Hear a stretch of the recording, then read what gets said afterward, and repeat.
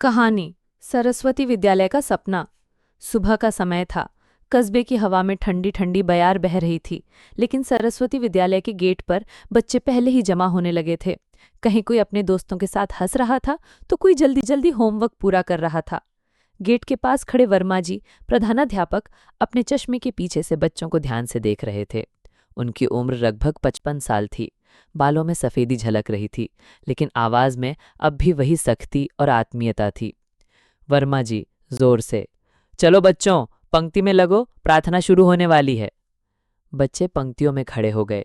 प्रार्थना सभा में हमेशा की तरह आज भी वर्मा जी ने कुछ कहने के लिए माइक उठाया। वर्मा जी, बच्चों, याद रखो, सफलता के लिए साधन नहीं बल्कि साधना जरूरी है। जिसने मेहनत को अपना हथियार बना लिया, उसे कोई नहीं हरा सकता। सब बच्चे चुपचाप सुन रहे थे, लेकिन राधा का मन आज कुछ ज्यादा ही उत्सुक था। वह कक्षा 5वीं की सबसे तेज छात्रा थी, लेकिन उसकी जिंदगी आसान नहीं थी। पिता खेतों में मजदूरी करते, माँ घरों में कपड़े सिलती। राधा के पास न नया बैग था, न महंगे पेन, लेकिन पढ़ने की ललक इतनी थी कि बारिश में भीगकर, गर्मी में पसीना बहाकर वह रोज स्कूल आती। उस दिन कक्षा में आते ही वर्मा जी ने घोषणा की, बच्चों, जिले में गणित प्रतियोगिता होने जा रही है। हमारे स्कूल से एक छात्र चुना जाएगा। कक्षा में हलचल मच गई। सभी बच्चे मन ही मन सोचने लगे, काश हमें मौका मिले।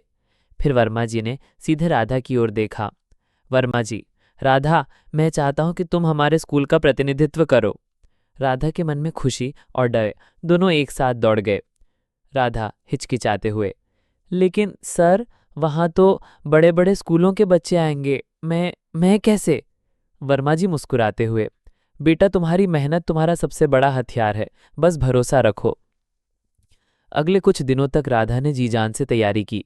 स्कूल के बाद भी वह रुककर सवाल हल करती, कभी ब्लैक बोर्ड पर, कभी जमीन पर बैठकर। उसकी सहेली प्रीति भी हर दिन उसके साथ रहती। प्रीति, राधा देख, ये वाला सवाल मुश्किल है, लेकिन मैं तुझे तरीका बता देती हूँ। राधा, धन्यवाद प्रीति, तेरे बिना मैं आधे सवाल भी हल न कर पाती। रात में घर पर जब सब सो जाते, राधा लालटेन जलाकर पढ़ाई करती। माँ कई बार आकर कहती, बेटा, आंखें खराब हो जाएंगी, सो जा। बस थोड़ी देर और माँ, कल ये सवाल पूरे कर लूंगी।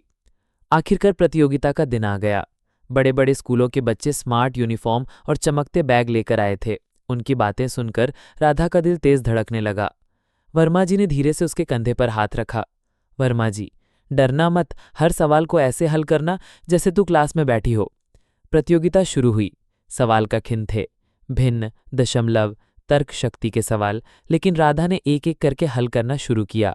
समय बीतता गया और राधा का पेन रुकने का नाम ही नहीं ले रहा था। घोषणा का समय आया। मंच पर माइक से आवाज गूंजी, पहला स्थान प्राप्त करने वाली छात्रा है राधा, सरस्वती विद्यालय से। पूरा हॉल तालियों से गूंज उठा। राधा मंच पर गई, मेडल पहना, किताबों का सेट और छात्रवृत्ति का प्रमाण पत्र लिया। मंच से नीचे उतरते ही वर्मा जी की आंखों में नमी थी। वर्मा जी, तुमने सिर्फ अपना नहीं, पूरे स्कूल का नाम रोशन कर दिया। उस दिन के बाद स्कूल के हर बच्चे के मन में एक नई सोच पैदा हुई।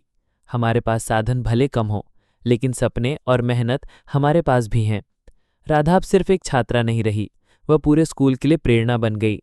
और सरस्वती विद्यालय ने उस दिन एक बार फिर साबित कर दिया, गरीबी रास्ता नहीं रोक सकती, अगर दिल में हिम्मत और दिमाग में रोशनी हो।